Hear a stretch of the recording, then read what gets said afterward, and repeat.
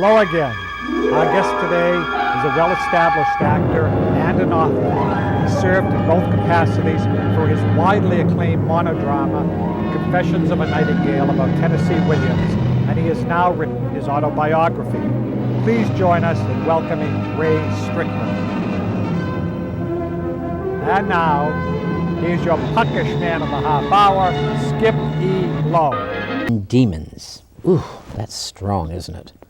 Hollywood is strong, too. One actor of...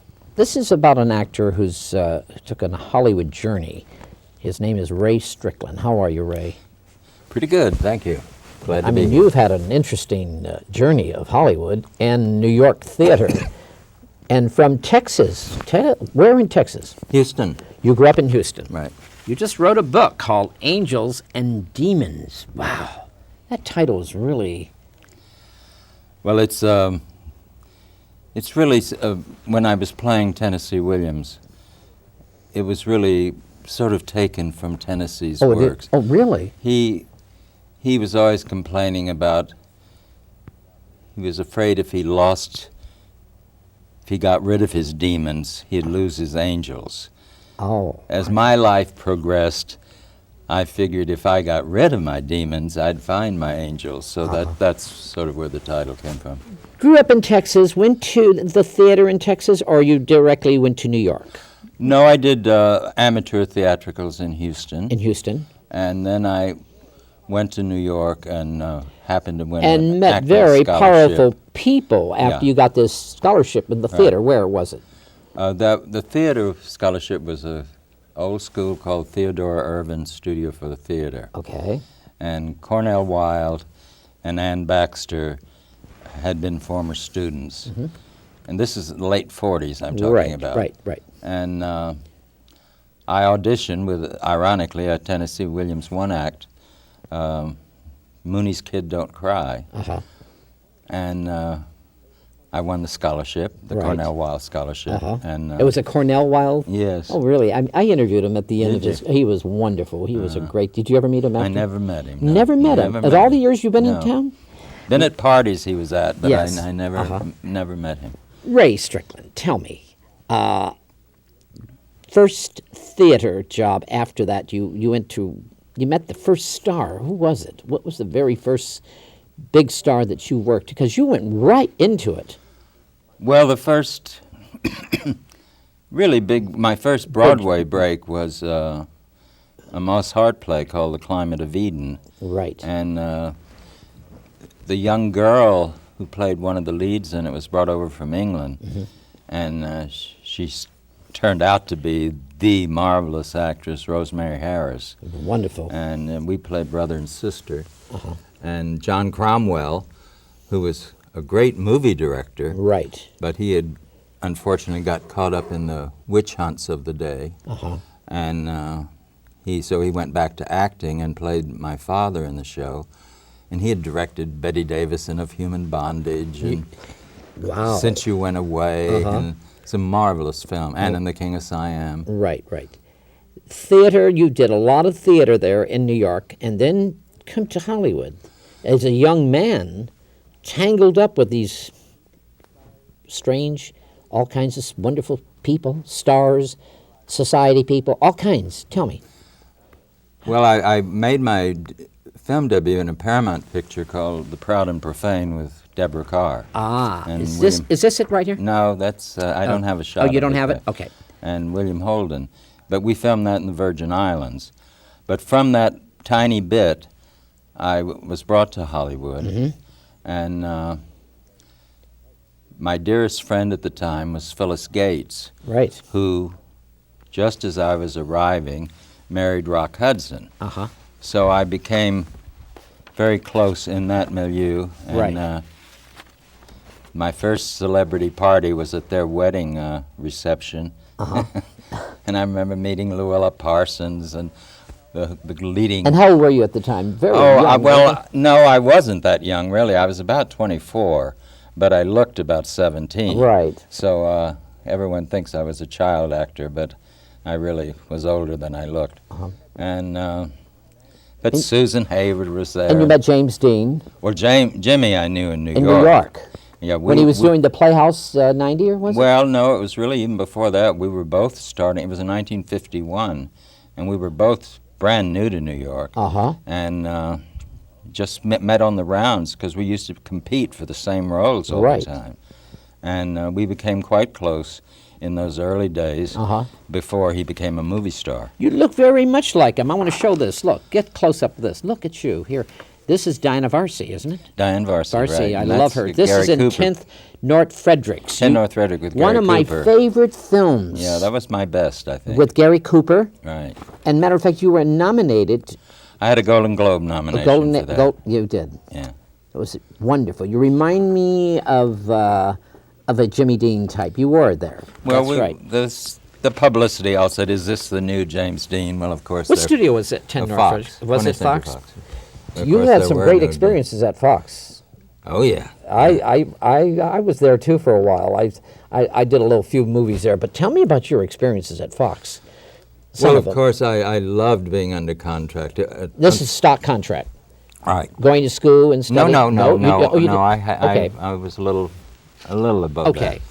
that. And a featured contract. Oh, And, okay. I loved being under contract, first of all, of the security, and it was also like a second family. Uh-huh. And, I don't know, I got to meet everybody, Marilyn and Clifton Webb and He was one of my favorites. Dorothy McGuire. What kind of guy was Clifton Webb? Well, he wasn't at all acerbic as he played in most of his films. And we became quite friendly, and he'd invite me over to dinner, and then we'd go to different parties together. And excuse me. It's okay. I'll never forget, he got Jill St. John and myself and Ron Ely, who later became Tarzan, Right. and David Nelson. He got us tickets to Noel Coward's opening in Nude with Violin here.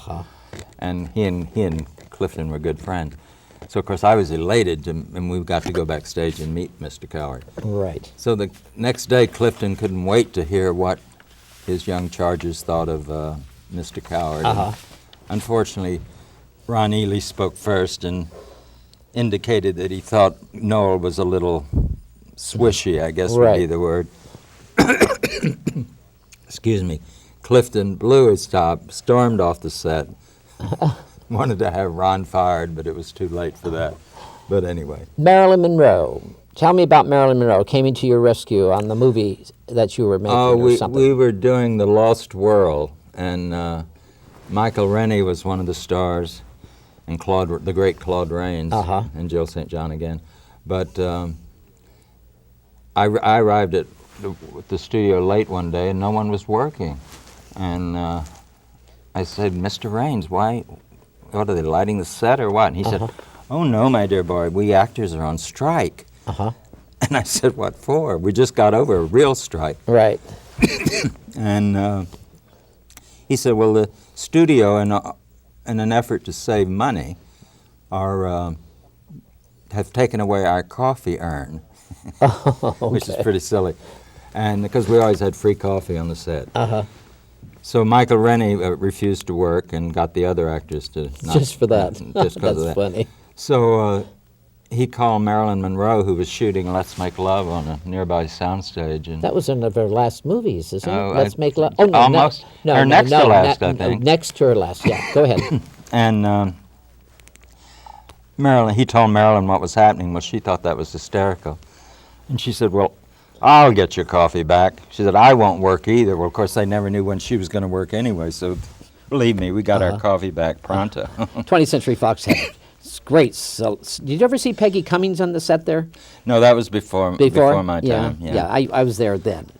See, I was before you then, Uh-oh. even really. Lee Marvin, tell me about Lee Marvin. Offered you a drink or something. Tell me about that.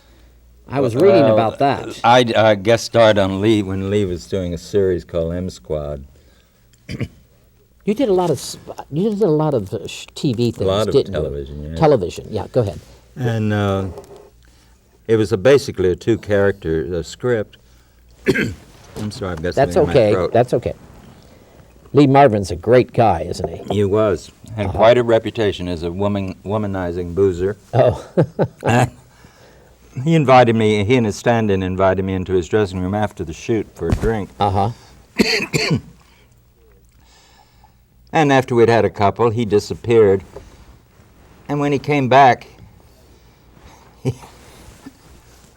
he had this huge dildo sticking out of his pocket. He did? And I didn't know how to react. Was he trying to shock me? Was it a joke? Was he trying to turn me on? Christ, I didn't know. He was macho. I left. Yeah, I understand. I left shortly thereafter. So tell me, Ray, about going back to Michael Moriarty. You worked in the theater with Michael. Yes, that was later. A great actor. Great actor, yes. I love him. Still is, I Yes. hope. Yes, I was in Houston at the Alley Theater doing the night Thoreau spent in jail. And Michael was playing Thoreau, and I was playing his older brother. Deborah Carr, working with Deborah Carr. What a lady, huh? Yeah, but that was my very first film, and I only had a moment with her. How did Ray Stricklyn at that time felt working with this great English? Oh, well, she couldn't have been sweeter, and Thelma Ritter was also in the scene. I love Thelma Ritter. And I played this young shell-shocked Marine, and as I'm being let off the ship, I see this nurse. I remember that scene quite well. Two nurses, as a matter of fact, and it was Miss Carr and Thelma Ritter. And I mistakenly think Deborah is my mother and go screaming at her mother. And they carry me off to the booby hatch. Let's get back to Tent North Fredericks, one of my favorite films. Diana Varsi, Gary Cooper. Diana Varsi had a lot of problems in Hollywood here. She didn't like Hollywood. No, she was in Peyton Place. Well, that was her first film, and Tent yeah. North Frederick was her second. I don't think she was prepared for when Peyton Place was released and she got an Oscar nomination, she wasn't ready for the onslaught of attention that came her way. And she was very much a rebel and went against everything the the publicity department wanted her to do. But I loved her. We got along great. Shelley Winters loved her too. I met her at Shelley's house just before. Oh, really? Diane made a comeback film, Wild in the Streets. Wild in the Streets with Shelley, Christopher Jones and Shelley. Right. Diane Varsi was a good lady. Yeah. Good actress too. Died way too young. Yeah, Betty Davis. Come on, Betty Davis in Ray Stricklyn's life. Now, Ray Stricklyn. You came from Texas to New York, and you came to Hollywood, and all these wonderful, great actresses like Joan Crawford and Betty Davis. Tell me about Betty Davis first. How did she get into your life? Playhouse 90? No. I met Betty. I went on the set when I first arrived in Hollywood. She was doing a film at Columbia called Storm Center. And I went on the set with my agent, and I just was watching. And little did I know that I would be cast in her next film, which turned out to be for MGM, and it was a picture called The Catered Affair. Catered Affair, with of Debbie course. Reynolds and Ernest Borgnine. Yes. And I was on that for 7 weeks playing her son, and didn't get to know her terribly well at that time, but she was always very cordial. Then, a couple of years later, I was signed to co-star with her on a Schlitz Playhouse television show, again playing her son, but in a leading part this time. And from that encounter, we became very, very close, and she'd invite me to her home for weekends. And that's in Newport Beach, at that time, and Laguna and all that. Yeah. Look at this here. This is Ray Stricklyn and Betty Davis. Look at that. That was years later, however. Yeah, but look how good you look there. You did Jesse James, or didn't you do something about... I played the lead in a film at Fox called Young Jesse James. Young Jesse James? Yes. And then there was another one, another Western. The Plunderers. The Plunderers, here it is. Yeah, I got a Golden Globe Best Supporting Actor nomination for that. God, you really look like Jimmy Dean there, too. Jimmy Dean, tell me about Jimmy Dean in New York, togetherness. Well, we started out... Is it true what they're saying now, Ray? About him being homosexual? Yeah. I can't vouch for that. I think he certainly had problems. He had problems. If you call that a problem. Right. But he was certainly affectionate toward me, and kissed me once, so. He did kiss you once? This is Debbie Reynolds and Ernest Borgnine here, Yeah. and this is the movie you did with Catered Affair. Catered Affair. That's great. Yeah. Ernest Borgnine, tough actor. Tell me about him. Was he a drinker?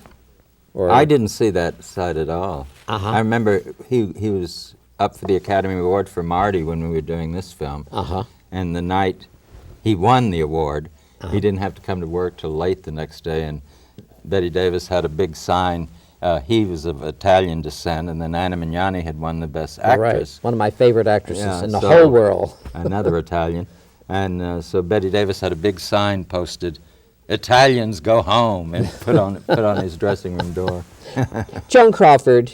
I'm going to get into all these demons of these wonderful actresses. God. Joan Crawford. I only met Miss Crawford Here. once, and it was the evening Can we that get- photograph. She had just been named the best dressed actress in films, Uh-huh. and she said she wouldn't come to the party unless they gave her an award. So. Let's get back to this picture again. Look how young. Get a close-up of this.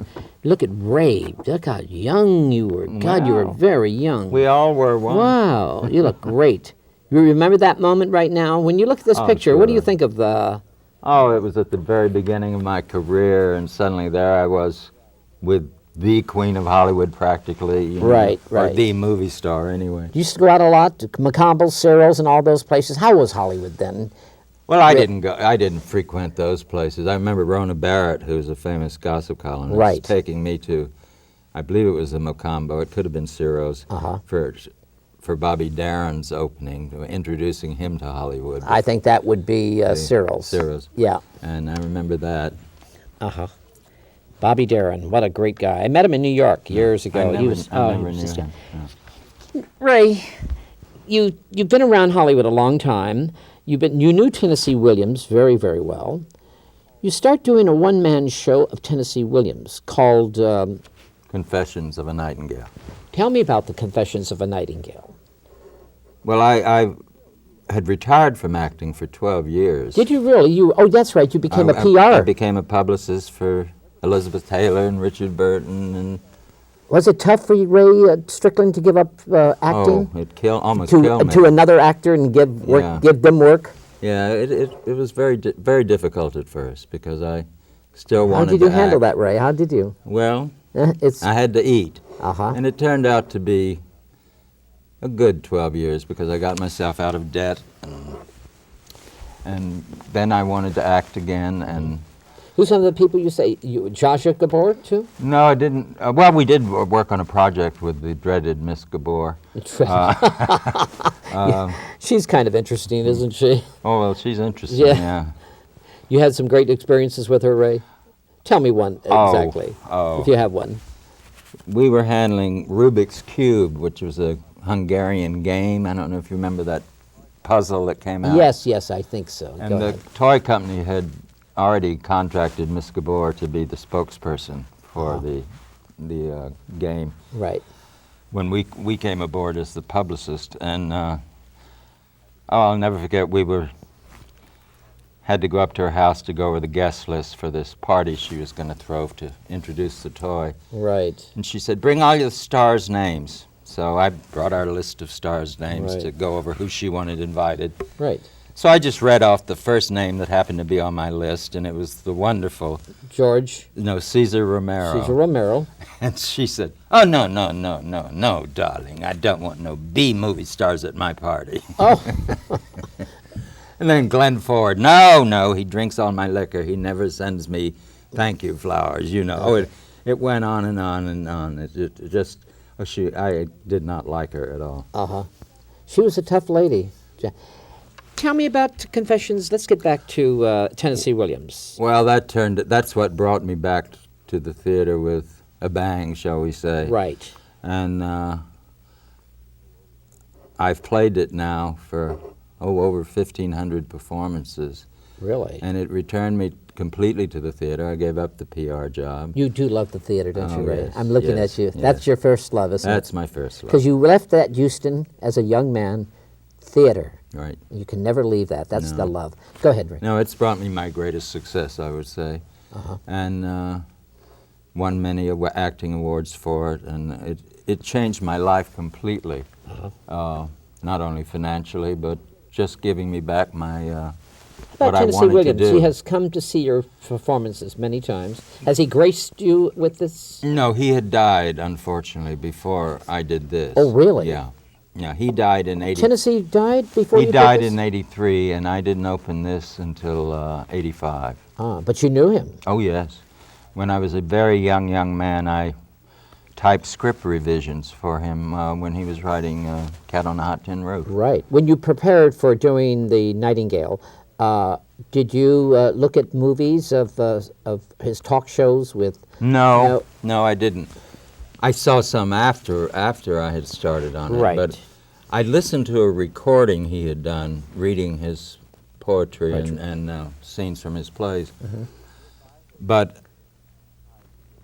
if I had tried to imitate him, the show would have been 4 hours long because he Right. talked very slow.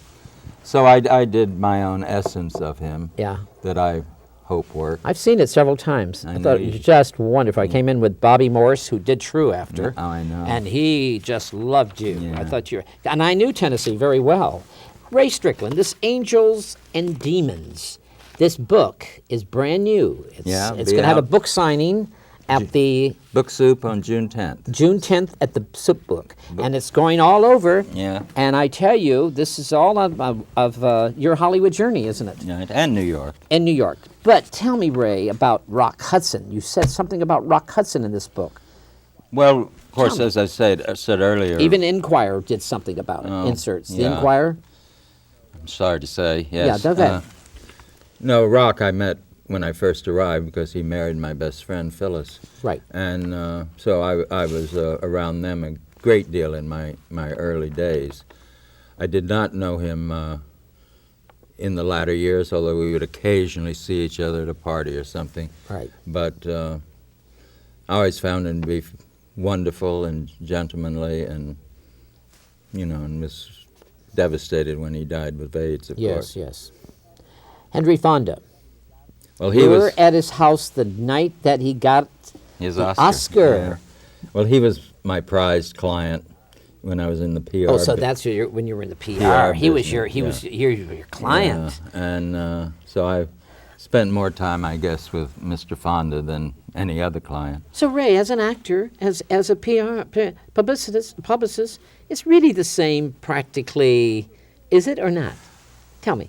Well, You're dealing with you're around you're around the famous stars, people, famous maybe, people, but you don't get the kick if you really want to act. Yes. I mean that's something PR. tell me about the evening when Henry Fonda, the night when he got his Oscar at the house. What kind of excitement? It was.